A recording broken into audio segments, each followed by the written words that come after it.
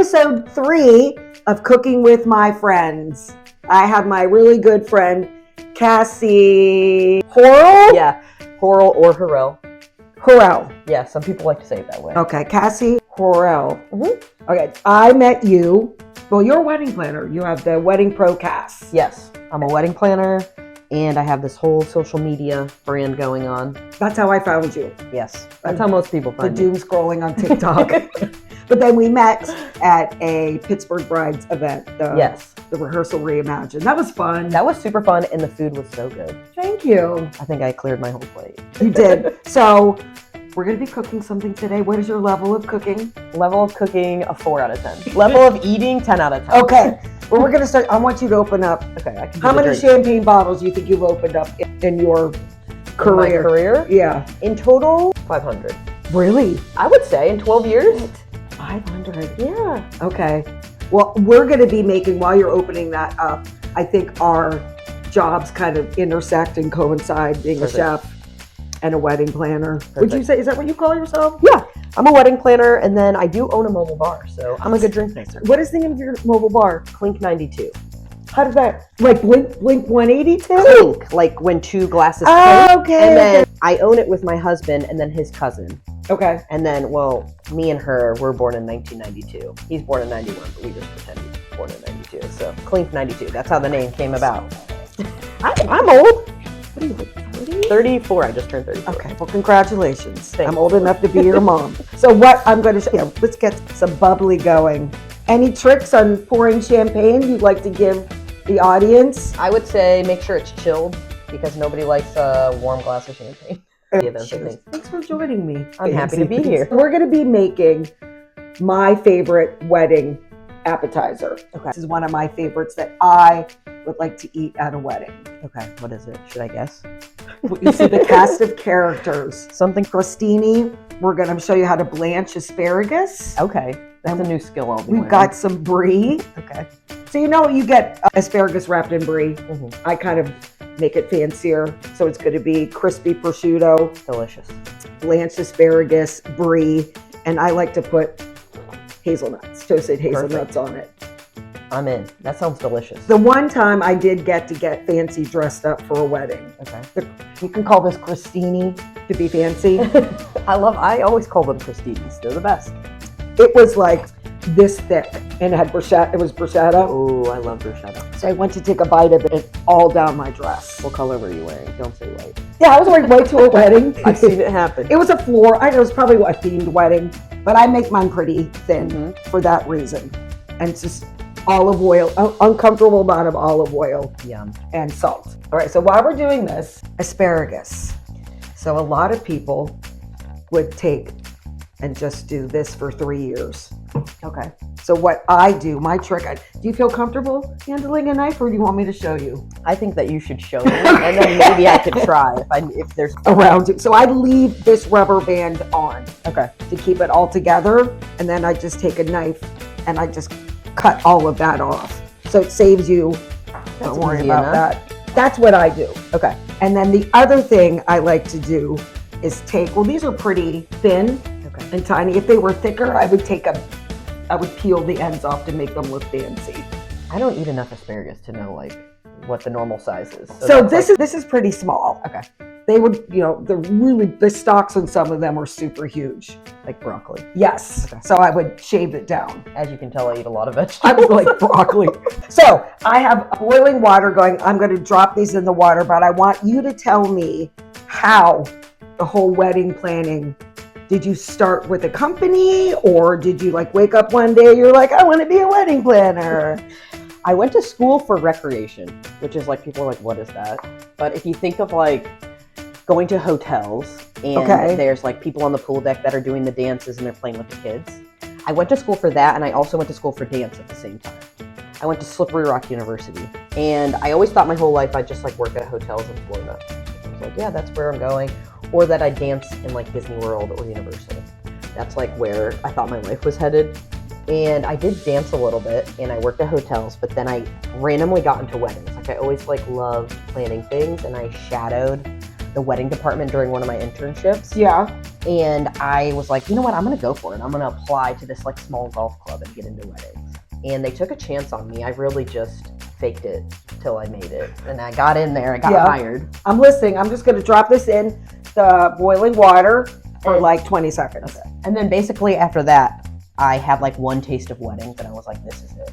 What was it? Like they're so stressful. I don't know what it is. Chaotic. Like, I feel like I grew up just like thriving off of chaos, and like that stuff does not stress me out. Like I could have a wedding during the day and I'm like 0% stress. It's like I'm looking forward to it. I know it's gonna work itself out. So I did weddings there, and then I basically jumped venue to venue, like doing more weddings or like venues that were maybe more established or doing like larger. So I worked at a small golf club. Then I worked at a yacht club that specifically did weddings only. I bet that place was beautiful. Yeah, that was really beautiful. And it was cool because it was indoor, outdoor, and the guests arrived via boat and left via a trolley. So like very fun, cool experience. And then my husband, I'm going to ride on a boat. But the coolest place, like my husband got a job at a place called Ocean Reef Club, which is in the Keys. Yeah. And so we went there, and I ended up in the wedding and events department doing member catering. So I was doing all the members' weddings, and these people had unlimited budgets. So I was just seeing some of the coolest things, and I was pretty young, like 25, 26 at the time.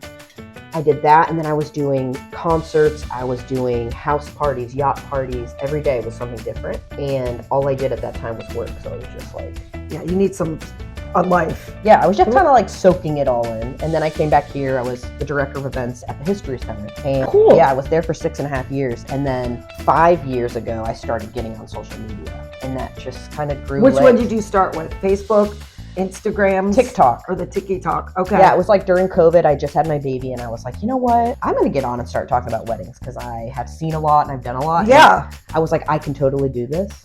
And it turned into something that I never really imagined. Like, it's just I love all your like, skits and everything. So look how pretty and green these are. Yeah, those do look nice. So that's about, if you want to stop the cooking, I will touch the steaming hot asparagus. But if you want to stop this cooking, put it in ice water. Okay. So if you see like a crudité platter at a wedding with all the vegetables on it, this is what they should do to them. Okay. Called like steam them first, blanch. It's like the bend and snap. Blanch. So that's what I'm doing with these. When I worked at the Hotel Intercontinental in Chicago, that's where I saw like the baller weddings. And it's just, I just did the wedding cake portion of it. I got out of making wedding cakes from one bride. It took one bride. And you were like, I'm done. I'm like, I'm out. I'm done. No more. But what I would like you to do, I'm asking you another question. Okay. This is triple cream brie. Yum. I would like you to spread some of the triple cream brie on the crostini. Okay, I can do that, I think. So when you deal with me at weddings, are you more hands off? So because when I worked at Ocean Reef, I was like side by side with catering and the chefs. I understand food prep. I understand how the food is supposed to go. So I will be, I would say, close, making sure that what my client has selected is coming to fruition. But no, I don't.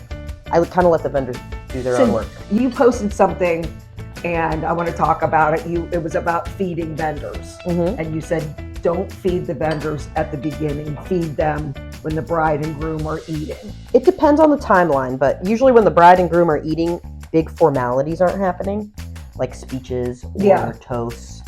So usually that's a safe time. I would say that the vendors can sit down and eat without being interrupted. And like most of them in the contract have, I would say, a 30-minute required break and a hot meal. So that's usually where I'll try to do it. But you can put on more.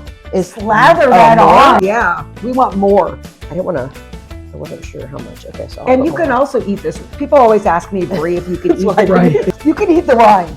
Okay. Yeah. Should I put that on? You don't have to, but if you see this on a charcuterie board, you can eat it. You can eat the rind. I feel like I've eaten it, but maybe after I had a couple glasses. I was like, you know what? Stuff. I want to try that out. So this is what the asparagus looks like now. Nice and green, but it still has that crunch on it. So that's what I like about this. So you, working mom, you have 2 kids. Yes. How do you navigate all of this in your life? I don't think you ever really truly like have a work-life balance or can navigate it perfectly, but I try to keep when I do content creation to no more than an hour a day. And then like any of my personal clients, I try to work them when I have a babysitter or daycare so that I can be as present as possible with my kids. Do they understand what you do? They think I'm like a movie star. My kids are like, you have to go film. And I'm like, yeah, but it's just me in wigs and my pajamas in the bedroom filming a skit. I don't know.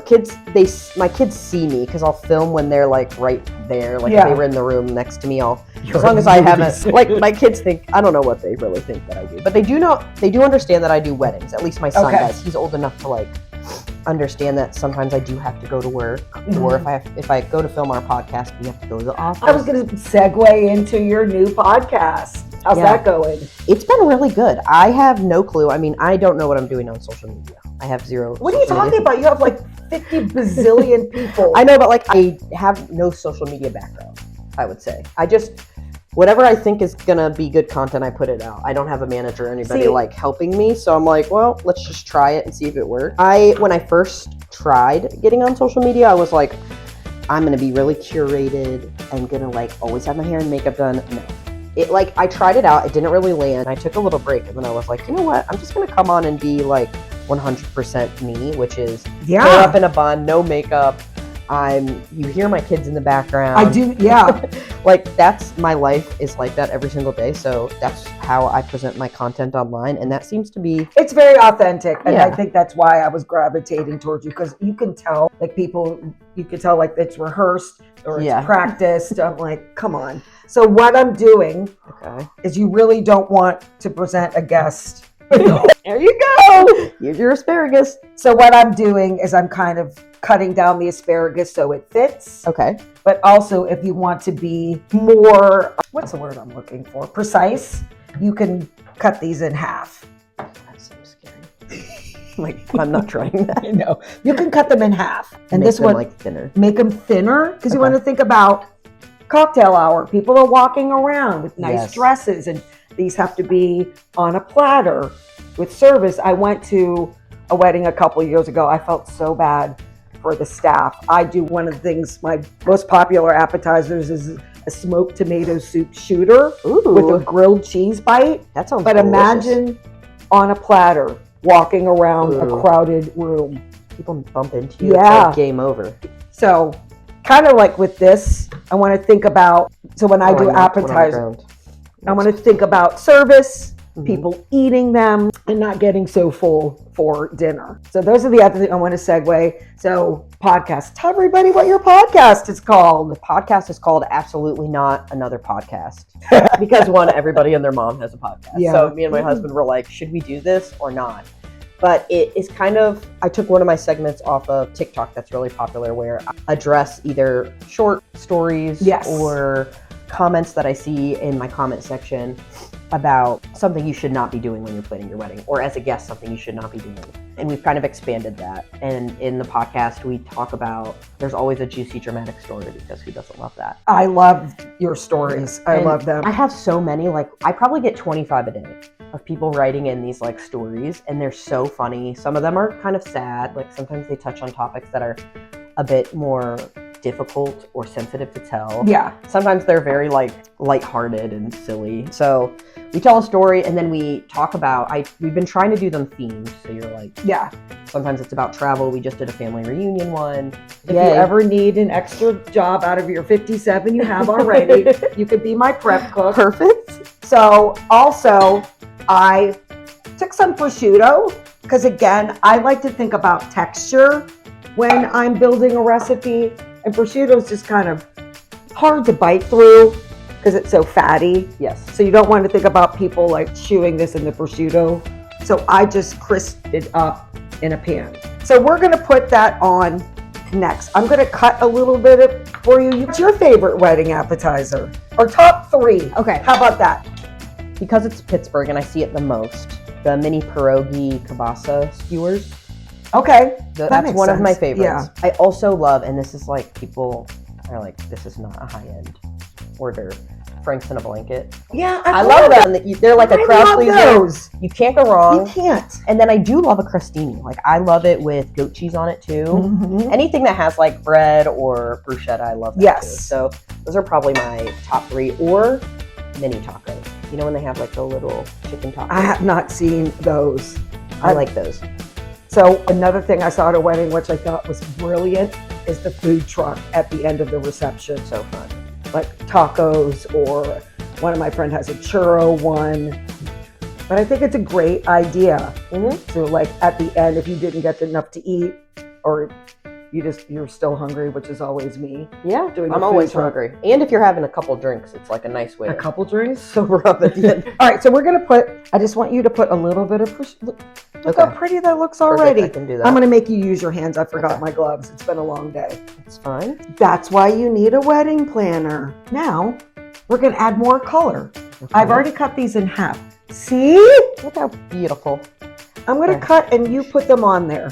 So should I keep it or should I rip it? You can rip it. So imagine making 500 of these. I always commend the chefs because I do think that the work that you guys do is so tedious and it enhances a wedding so much. Like the food and the flavor, it's like, I appreciate it because I see it all the time, but some people don't care. I love it. But I would not want your job. I think my job is easy. Like I said, I enjoy like. But do people like project their stress on you? Yes. And I like when you're like, we won't be doing that. Yeah. I'm not doing that. They're like, we won't be doing that. I'm also good at like, I have very thick skin. So like you can come at me and I'll just be like, I'm not going to react. I'm not a reactive person, I would say. Okay. Okay. My second wedding, I'm going to hire you. Okay, so anybody interested? I've got my wedding planner. Wedding planner's booked. I can make my own cake. You can make your own Here's the other thing. Making your own food wedding cake for a wedding. I'm hard no on that. Yeah. Hard no. I'm also a hard no. I just think that your wedding day should be reserved for you and your partner to enjoy and like detach and relax. And so for me, cooking for 100 people is not relaxing. No. Wedding cookie table. Yeah. I don't understand why some people cover it with the gauze. I do. I can explain why. Okay, so a lot of people look forward to the cookie table. Yeah. For me, it's like my favorite part. I'm like, okay, I know I'm going to a Pittsburgh wedding. 99% of the time, there's going to be a cookie table. Okay. So why cover it? If you don't cover it, what happens is when people walk into the reception, they go right for the cookie table and they're like, eating all these cookies. Now, it could be in the room. It could be, outside the room. It basically delays your timeline from starting because 100 people get in line for cookies and they want to grab cookies. So if you're waiting to start like introductions or get into the room so that the party can start and dinner can start, it delays that. Because sometimes the line will block or people aren't in their that seats. falls on you. Yes. So then I have to be the bad guy and go over there like, get your cookies and get in your seat because the bride and groom want to start. Okay. Like, we want to get the ball rolling. I'm the sous chef. You are the sous chef. Nuts. Okay. I always highly recommend that you cut nuts. This is not a bread knife. This is called a serrated knife. Okay. So I use it for bread, like really ripe tomatoes. If I have to cut a big block of chocolate and nuts. Okay. I'm going to show you why. I did this last night. So these are... I don't think I've ever seen a hazelnut. This is what they look like. I've never seen it. I only eat Nutella. That's made with hazelnuts, right? Very expensive. So I keep mine in the freezer. We're just going to go in pretend world and these are toasted. To get the skins off of these, after you toast them, because it's super thin on here. Okay. This is a skin. You can't eat the skin at all? You can. Okay. But some people want to take the skin off if you're going to make like the hazelnut butter. So you toast these in an oven. When they come out of the oven, you put it in a towel and you rub it, and that has the skin. That helps you get the skins off. Okay. When it's still warm. Got it. Okay. So when you come work for me and we do this, I'll be doing my hazelnuts on the back. You'd be like the Mr. Miyagi. So see, the serrated knife goes through the hazelnuts, and they don't fly all over the place. And that's what I would do. So I'm going to cut these up a little bit more. Where did you get married? I got married in Ohio. Okay. It's called a place called Onesto Loft. So it's just a big ballroom. I think a Kennywood wedding would be so fun. That's so Pittsburgh coded, but I would love that. Okay. Well then, again, anybody interested? We I just got need my the wedding guy. planner and my photographer. Cheers. See what we think. Oh, it's falling all over the place. It's so good though. The flavor is 10 out of 10. Okay. Not falling, but I like it. So 2028 would be your next opening. So I have 2 years to find a husband. Well, 2027. So if you found somebody quick. I just opened my books for 2027, 2028 at the same time.